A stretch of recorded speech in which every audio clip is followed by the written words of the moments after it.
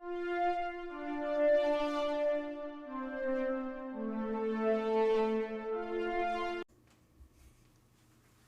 are happy to announce that this episode of the SWW show is partially brought to you by Humble Bundle.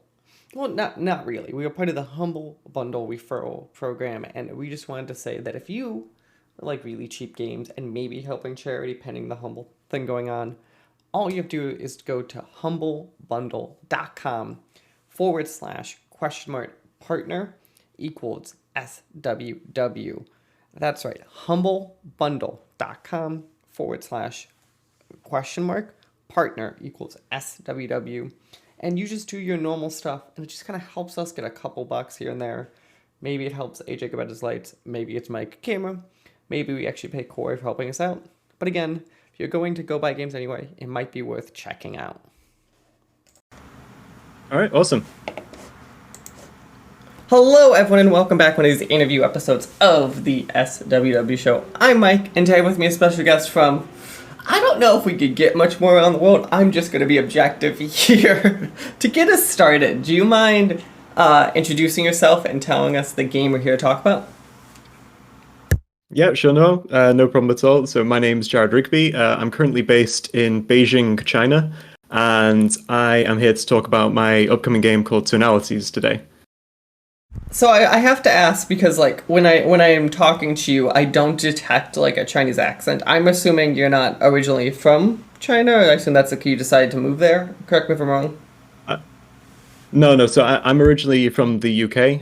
So I'm from a city called Manchester. So if you follow football, or soccer, you might know Manchester United, Manchester City. So that's where I'm from, and I'm over here now, entering year 7 in China, where I work as a computer science teacher.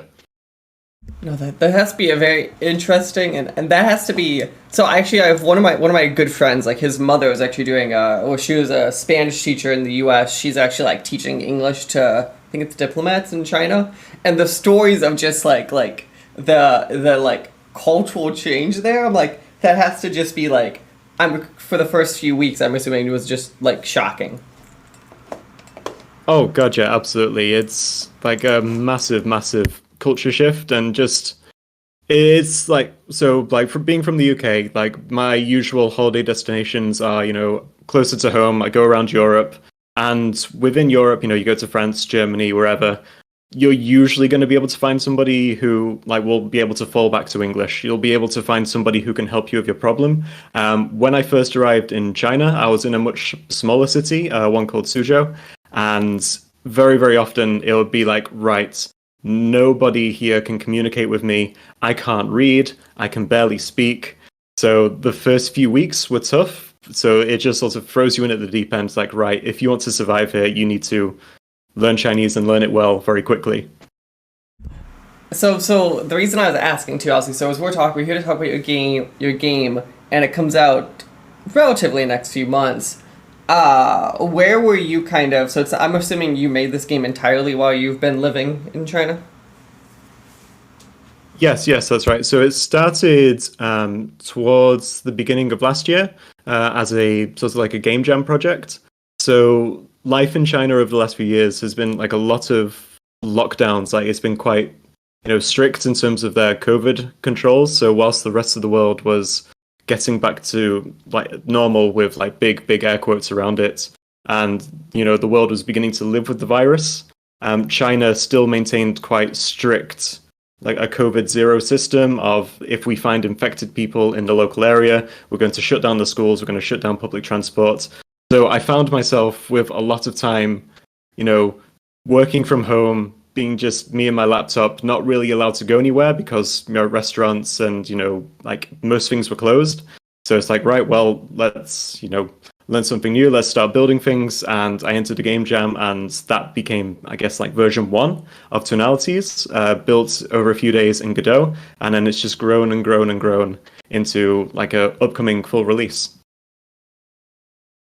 No, that sounds amazing. For people who don't know, do you mind kind of digging into kind of what is the gameplay loop a bit more of Tonalities? Yeah, sure, absolutely. So it's a 2D physics-based puzzle game. With the way I think about it, the way I've sort of talked to people about it, it's like trick shots. So it's like bouncing like a ball from obstacle to obstacle to obstacle in like a fluid motion, but chill, like really, really zen. I'm trying to like the solution to each level, you build it iteratively. So you start with something that doesn't work, and then you slide things around, you change things up, it works a little bit better, slide things around, works a little bit better again, and you just have that freedom to like iterate for as long as you need to until you find a solution. So it's like very, very low stakes. I think it's like quite relaxing, quite therapeutic, and then you can just build your way to a solution at your own pace. Oh god, that's interesting. So, do you have like a strong history with like these puzzle kind of chill games? Is it just something you're like, I wish there was something like this when I have like 5 minutes? Like, where did the idea for this come from? Um, the idea like is I don't know. As I say, like it started off as a game jam project, so it just sort of came out of nowhere. It was on itch, and it was one of the black and white game jams. So it's like build something with a monochromatic theme. So I wanted things to just be quite simple visually to fit that theme. And then the sort of the keyword for the theme, the keyword for the jam was loop. So it's like looping. So my idea for looping was, what if we had a puzzle game where you could just try again, try again, try again instantly with no penalty, with no like drawbacks to just taking your time, and it will just go again until you reach the solution that you need. So this very much reminds me of like obviously people think of like Spelunky or Meat Board, kind of things that like kind of like this immediate like just go. One of the things I like, especially when I'm seeing like your kind of stuff, is there's a lot of these like single, it almost looks like single screen, or like almost like this immediate, like here's the single thing that you're doing, where those can get super complicated. Where did you kind of Yeah, exactly. And I've tried to build sort of each level to just have like, yeah, exactly. So like here's all the obstacles, here's all the pieces that you need. Go. Like all like the solution is here. Go find it. Just move things around, try things out, and I promise we'll get there. But like, there's not much more hand-holding than that, other than it's like, this is possible, this is all you need. Have at it, have fun. No, that sounds great. Because yeah, I think that it like I think it's a big problem with puzzle games, especially ones like this, where like I think the whole gimmick of these games, and gimmick not in a kind of sense, like the idea is like, hey, it's a game that looks really simple, but there's depth here. But I think the problem with when you get too complicated is that depth gets to the point where it's like not accessible to the general audience. And I think kind of even it seems like when I looked at yours immediately, one of the things stood out was like visually I go, okay, I understand this, and it looks like not as kind of intense. Was there ever any thoughts internally you kind of had of like making this more complicated, or kind of adding things to like make this harder, or you always like, I want to keep it kind of this line of it's both accessible but at least takes a challenge? So we have only released the demo so far. So like what you might have tried is only sort of I guess like the first 3 or 4 mechanics, I guess you could call them. And I actually took inspiration from GMTK, so the Game Maker's Toolkit, when he's been discussing the game he's been building recently. And I created a puzzle matrix, sort of. Here are all of the different mechanics I'm building in. So some obstacles like reverse gravity, some stop gravity altogether. There are some like laser obstacles that will stop your progress altogether. Just write them all out in sort of a 2D matrix, combine things together to try and find interesting puzzles, sorts of interesting challenges.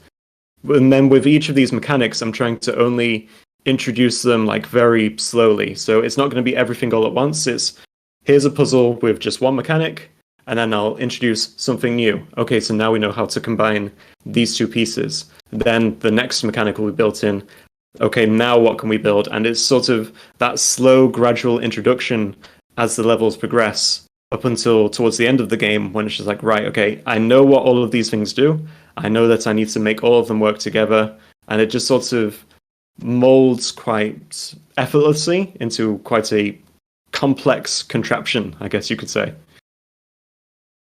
I gotta ask the obvious question. How are you testing these? Are you just kind of just sitting there yourself and just being like, I'm just gonna play on the screen for like half an hour and see what breaks? Or like, how are you kind of handling that? Like, obvious like physicsy or puzzly stuff that could go wrong. Yeah, so obviously like step one is I try things out and I will break as much as I can. I'm building this with my friend who's based in Canada, so it's a global sort of development effort. He's called Swig, and he's based in London, Ontario, and he is also like my second tester. He's not a programmer; he's the audio engineer and sort of the sound design for the game. So he will not be doing any of the programming side with me. It's just, hey, I built a new batch of levels, try and break them. Then after the sort of in-house testing, I've been sharing demos on, itch, just like onto various Discord groups, just like, hey, I've built this. Can people try and break it? Can people tell me what they like, what they dislike? So it's very, very much just, here's a demo, here's what I think is very, very stable. Let me know if I'm wrong, and I'll fix it. I gotta ask, have you been into any bug that stands out to you, like physicsy wise, that you're like that just like stumped you for weeks? The one thing that like did sort of confuse me for a while is that every now and again collisions would just stop working properly. So I found that if players were trying to move things around a level, just like by clicking and dragging as fast as they physically could, like ripping their mouse across the screen, they could sometimes brute force their way through obstacles, which shouldn't be possible. And I found that because I didn't have the collisions checking on the like fixed physics update, it was just in the general update like loop. So that was my just lack of knowledge of Unity at that time. It was possible to force your way through a collision that wouldn't trigger just by missing that physics detection. So if you can move your mouse faster than the frame rates, then you can sort of ignore physics, if that makes sense. Good old Unity bugs. Yeah, once you said that you use Unity, I'm like, I know exactly the bug you're referring to. Yeah, Unity, so I will at least give them props of the sense of I think their physics engine is substantially better than it was, and I think kind of with that Havoc integration, like there's a lot of Unity stuff kind of with its physics engine that I'll give it to. But yeah, even to this day, Unity's physics engine, I feel like, is like somehow like in a different spot in that engine code, and it's like the rest of the engine just asks the physics engine to work, and it kind of just has its own mind. Have you? Because the other problem with I think too with like the Unity stuff, especially in trying to do this physics, if you try to do anything like move an object kind of just in code using non-physics, if you go too fast, it'll start clipping stuff too, where it's kind of like you have to make these almost arbitrary decisions just because you're using it. Are there any other weird, like, I'm using Unity type bugs you went into, or has it kind of been at least that part a little bit calmer? It's that, to be honest, it's mainly the physicsy stuff that's like been tripping me up, because we are like a very physics-based like puzzle game. The rest of it has been quite friendly. So as I said, when I built like the initial sort of game jam version of the game, it was in Godot. The reason we moved over to Unity is because Twig, our sound engineer, he really wanted to work more and more with Fmod. And we found that the Fmod integration, so like adaptive sound, and so we could have some really, really cool sorts of integrations between different sound effects in the game. It was just a lot more mature within Unity. And the plugin for Godot was community driven, and it was sort of in a no man's land because they were preparing to move it from Godot 3.6, I think it was at the time, to Godot 4. So it's just sort of, it works in 4, sort of, it works in 3.6, sort of, and it'll all come good in the end. Don't worry about it, but you'll have to wait a couple of months. So it was just that case of, well, if we want to do this cool sound stuff, we need to get something stable now. And that was the reason where we jumped over to Unity. Oh no, that makes a lot of sense. So I've heard a ton about Godot, and like I've seen videos of it. So I've actually personally never kind of like played with it a bunch. I'm curious, if you don't mind, kind of what was that porting process like? Was it like you just kind of had like chunks of code you had then make work? Was it at least simple to get to C sharp? I'm just kind of curious, kind of how that process looked. If you don't mind. Yeah, no problem at all. So it was very much sort of. Basically, it was a rebuild, like in terms of the code. So the assets are just 2D sprite assets, so that's no problem at all. Like a PNG is a PNG, so move it from one engine to another, and like plug it into the correct prefab or sprite, and whatever it is. Whereas the code, it was just I like it's stuff that I all wrote myself, stuff that I all understood. So it's just okay. So to swap this from GD script, so Godot script, into C sharp, I just had to sort of eyeball them, like have two text editors open at the same time. This is how the GD script works. So how would I turn this into C sharp, and then just sort of build it that way as quickly as I could. So it was just a case of, I think if we want to have this, nice sound integration using Fmod, I just need to do a quick rebuild. I have all the code, it's all working, it's stable. I just need to transpile it, I guess, just rewrite it as quick as I can. That's interesting. Yeah, no, cause I always like, so when people talk about like porting code, information code, I always feel like that like audiences, listeners like don't get an idea of like, yeah, it's not like, I think some people think there's like an export button and then you're like, well, maybe you have to hook up a few things. But like when people say porting, it literally is like how you're like, I know how this should play. How do I make this work in C sharp? It's like a lot of work. That's why like when people, I always like the stories of like when people are like, why don't they just like change engines like mid development? I was like, you couldn't pay me enough to do that. Like, I think you probably had it lucky, correct me if I'm wrong, because like you are a small enough team and it's like the project, well, is personally, I assume a lot of work. Like it's relatively small, I assume, from a code-based point of view, at least at the time you were porting it. Yeah, absolutely. So it was, I think maybe we had about 10 levels or so built, so like 10 different puzzles built and working at the point where we decided to make the switch. And yeah, it wasn't too bad. It was, quite a pain. Well, painless isn't the right word. Like it did take time, it did take effort, but it wasn't too much of me banging my head against the wall because I didn't understand how something worked. It was more me banging my head against the wall because, oh great, now I need to rebuild this mechanic and I know how it works, but I have to just write it again. And it's just a lot of repetition. Like I've already built this, I've already solved this problem, but now I have to just write it again. And there will be some quirks, like there will be some strange little changes from one engine to another, and just like wrestling with those as they come up. No, that sounds great. So yeah, we've been talking about Tonalities. It is currently available to wishlist on Steam. I gotta ask the obvious question. It says Q3 2023. Is that still the plan? We're obviously starting to get close. I don't forget, we're in Q3 or starting close to Q3. I forget how dates work sometimes. What is kind of looking like for what you're at least saying for releasing the game? Yeah, so we put a demo out of the first sort of three acts, like the first three areas of the game last week, and we've been collecting feedback on that, and that's been like really, really useful, helping us just catch those immediate quick wins that players will hopefully enjoy the game more for. And then we're thinking of moving into early access at the end of Q3, so by my reckonings, that's sort of beginning of September, middle of September, when we're going to go early access. That'll be the first half of the game. Again, just as this is how we've improved it, this is how we've made it better.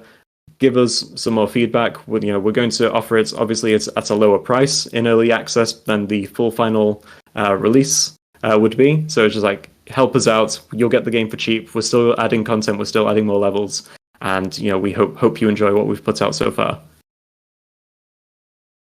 Nice. Well, that sounds great. I don't know if I caught there. Is there a estimated current price? Are you guys still working on that? We're still working on that, to be honest. Like we're collecting information from sort of the demo playthroughs and just feedback from playtesters, and I want to price it at something sort of like that's fair for the duration and the replayability. And so, to be honest, I think that will be part of like the next round of playtesting. Like if we had this content but over this many hours, what would be a fair price to you?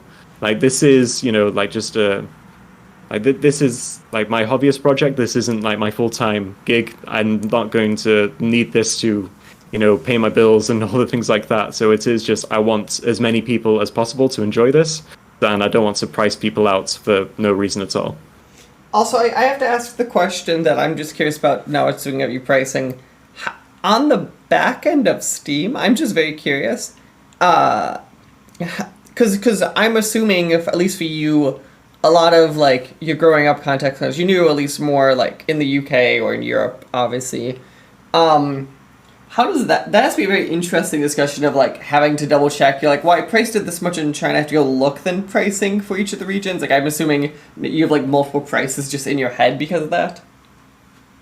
So that's something that Steam takes care of automatically for you. So you give the pricing in sort of I guess like Steam's major currency, which I believe is like US dollars. I think there might be other options for euros as well, but I think I had to give my pricing in US dollars, like my estimated pricing, and then they told me just like, by the way, in different regions we do have dynamic pricing, so it will change from place to place. So just be prepared for that. So I think sort of the raising and lowering of prices depending on regions is handled automatically by Steam, as far as I can tell, at least.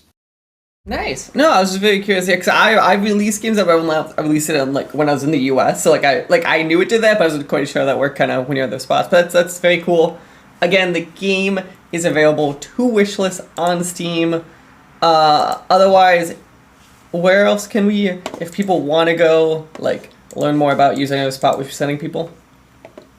Yeah, so yeah, please do check us out on Steam. So as I said, wish lists are available now, and the demo of the first 3 levels is available to try as well.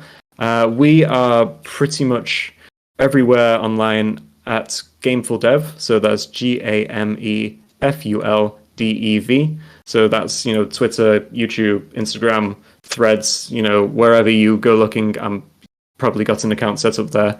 Most active probably on Twitter, or well, should I say X these days after the big rebrand. Yeah, for sure, just so Threads. And I was like, I tried adding that to my mantra. Then I was like, oh, right, it's X. Like, there's too much changing. Yeah, so if you want to come looking for us, we are at Gameful Dev, and always happy to have a chat and get feedback on how we're doing. Perfect. Well, I want to say thank you again for taking time out of your night. It's straight night for you, not even evening. Thanks again for taking time out of your night today to talk to me, and I look forward to kind of seeing how the game kind of shapes up to be. Yeah, no problem at all. Had a great time. Thank you very much for inviting me, and yeah, cheers. Have a great day. The SWW show and all of its affiliate podcasts are podcast by me, Mike Maroney, and AJ Losi, sometimes by contributors including Corey King. You can follow the SWW Show on social media at the SWW Show, or sooner or later you go to patreon.com/SWW to help us out. Thank you. We hope you enjoy the rest of your day.